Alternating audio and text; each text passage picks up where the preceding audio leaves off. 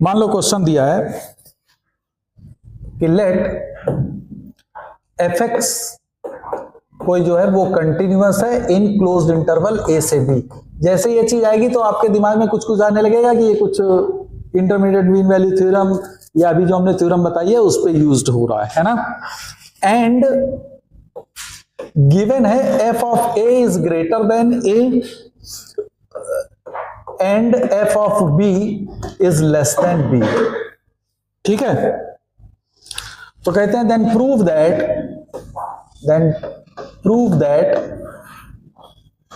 A number C belongs to A to B open interval such that f of C comes to be C। समझ में आया क्या कह रहा है वो? एक फंक्शन है जो कंटिन्यूअस है A से B ओपन इंटरवल में। ठीक है, अब वो कहता है कि गिवन है कि f ऑफ A की वैल्यू A से बड़ी है, f ऑफ B की वैल्यू f B से बड़ी है।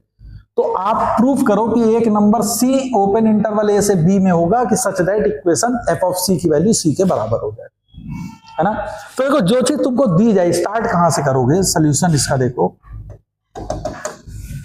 जैसे मैं कि f of C equal to C, तो ऐसे क्वेश्चन को करने के लिए जो तुमको प्रूफ करना हो ना इसको एक साइड पे ले आओ, राइट साइड पे। तो जैसे इसको राइट साइड पे ले आओगे तो क्या बनेगा f of C minus C, और इसको मान लो g of f of C minus C equal to 0, ये बन जाएगा।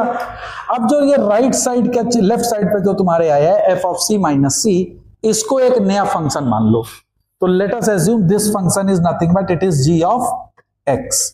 तो g ऑफ x क्या होगा? f of x minus x हो जाएगा कि नहीं? बोलो भाई। अब देखो तुमको दिया गया है कि fx जो है वो कंटिन्यूअस है क्लोज्ड इंटरवल में और x भी कंटिन्यूअस है क्योंकि ये तो पॉलिनोमियल है। तो अगर दो कंटिन्यूअस फंक्शन है तो उनका एडिशन या सब्ट्रैक्शन भी कंटिन्यूअस होता है।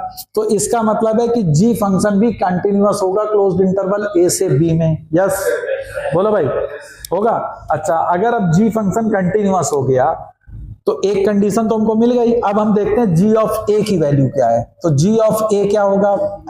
f of a minus a, और यहां से f of a minus a की वैल्यू क्या मिल रही है? पॉजिटिव।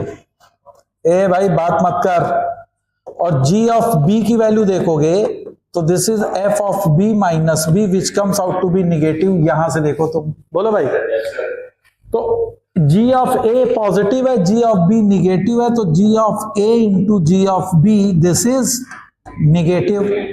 अब gx तुम्हारा कंटिन्यूअस है और g of a into g of b is negative, तो it means there must exist at least one c in between a to b so that gx equal to 0 या gc equal to 0। बोलो gc 0, और gc क्या है? fc minus c, है ना। तो this is f of c minus c equal to 0, so f of c becomes c। यही तुम्हें प्रूफ करना था कि एक नंबर c जरूर होगा such that fc equal to c। समझ में आया? तो हमको किस तरीके से ऐसे क्वेश्चनों को डील करना होगा। Is that clear? नहीं समझ में आया? एक और क्वेश्चन लिखो।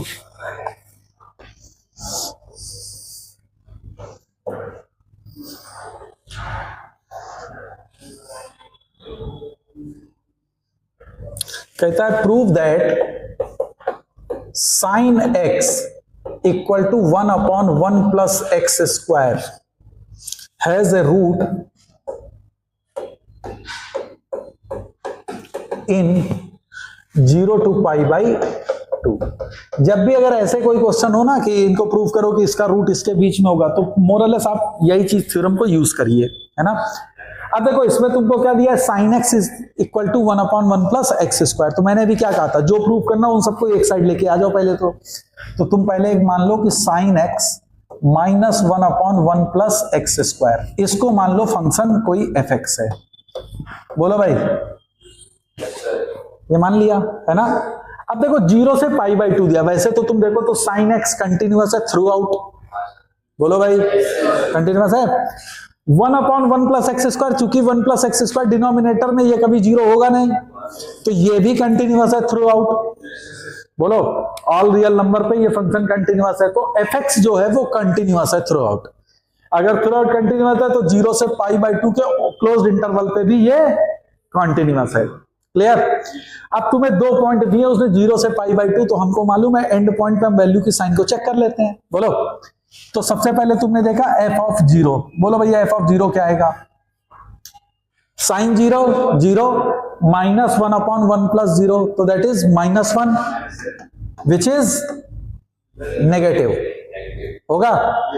f at π/2 साइन π/2 1 -1/1 + π/2 का होल स्क्वायर।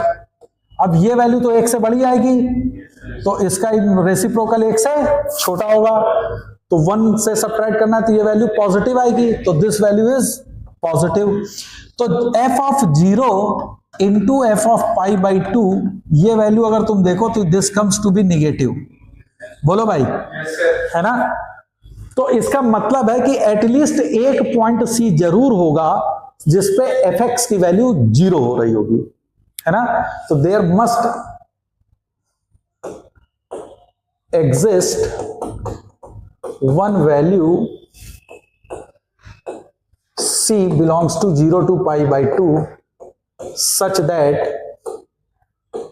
अरे समझ में आ रहा कि नहीं, f(c) = 0। तो वो पॉइंट पे क्या हो जाएगा, जहां पे 0 होगा तो sin x = 1/1 + x² हो जाएगा। तो इस इक्वेशन का कम से कम एक रूट